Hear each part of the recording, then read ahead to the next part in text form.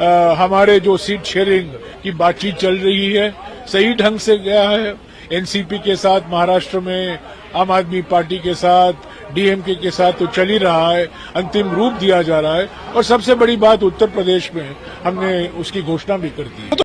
नमस्कार, आप देख रहे हैं एयर न्यूज और मैं हूं आपके साथ तनु शर्मा। क्या आप जानते हैं कि कांग्रेस पार्टी ने इंडिया ब्लॉक के सभी अन्य दलों के साथ अपनी सीट शेयरिंग को अंतिम रूप दे दिया है, सिवाय पश्चिम बंगाल और जम्मू कश्मीर के। जी हां, यह बयान कांग्रेस के महासचिव जयराम रमेश ने दिया, जो कि कांग्रेस पार्टी के संचार प्रभारी हैं। आइए इस घटना को विस्तार से जानते हैं। जयराम रमेश ने मंगलवार को मध्य प्रदेश के शाजापुर जिले में एक प्रेस कॉन्फ्रेंस को संबोधित करते हुए यह टिप्पणी की, जब वह राहुल गांधी के नेतृत्व वाले भारत जोड़ो न्याय यात्रा के साथ यहां पहुंचे। जब उनसे पूछा गया कि लोकसभा चुनाव नजदीक आ रहे हैं तो इंडिया गठबंधन कहां खड़ा है, तो कांग्रेस नेता ने कहा, इंडिया गठबंधन की शुरुआत पिछले साल 23 जून को पटना में हुई थी। उसके बाद दूसरी बैठक 17 और 18 जुलाई को बेंगलुरु में हुई। गठबंधन की तीसरी बैठक 31 अगस्त और 1 सितंबर को मुंबई में हुई और चौथी बैठक पिछले साल 19 दिसंबर को दिल्ली में हुई। गठबंधन में कुल 28 दल थे। इंडिया गठबंधन के गठन के बाद अचानक प्रधानमंत्री ने मरे हुए एनडीए गठबंधन को पुनर्जीवित करने का घोषित कर दिया। हमें ध्यान देना चाहिए कि जब इंडिया गठबंधन की घोषणा हुई थी तब एनडीए की बात शुरू हो गई थी। एनडीए कहां से बनता है? इंडिया से 2 आई निकलने से ईमानदार और इंसानियत, और यह एनडीए बन जाता है। आगे उन्होंने बिहार के मुख्यमंत्री नीतीश कुमार का भी मजाक उड़ाया, जो हाल ही में राष्ट्रीय जनता दल से भारतीय जनता पार्टी की ओर स्विच कर चुके हैं, जो कि इंडिया ब्लॉक का हिस्सा थे।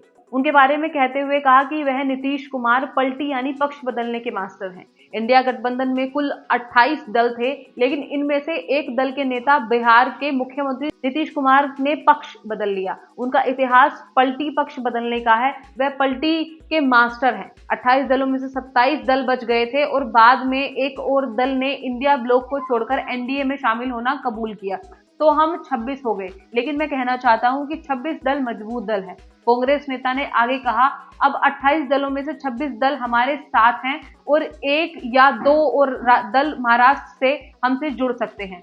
हम मजबूत हैं और हमारी सीट शेयरिंग फॉर्मूले को जम्मू कश्मीर में अंतिम रूप दिया जा रहा है। पश्चिम बंगाल में सीट शेयरिंग मुद्दे को संदर्भित करते हुए उन्होंने कहा कि इसमें कुछ देरी हुई है, लेकिन कांग्रेस पार्टी ने सभी अन्य दलों के साथ सीट शेयरिंग को अंतिम रूप दिया है।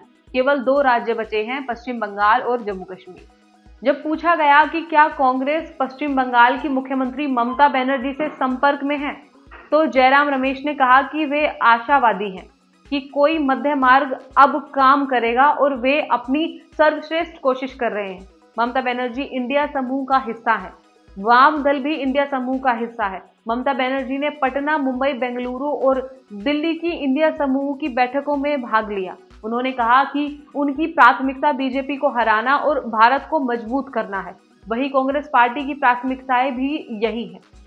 तो इस तरह हम कह सकते हैं कि यह घटना भारतीय राजनीति के लिए महत्वपूर्ण है, क्योंकि यह दिखाती है कि कांग्रेस पार्टी और उसके सहयोगी दल अगले लोकसभा चुनाव के लिए कितने तैयार हैं। इसके अलावा यह भी दिखाता है कि विभाजन के बावजूद विपक्षी दलों का एकजुट होना और एक साझा मंच पर आना कितना महत्वपूर्ण है।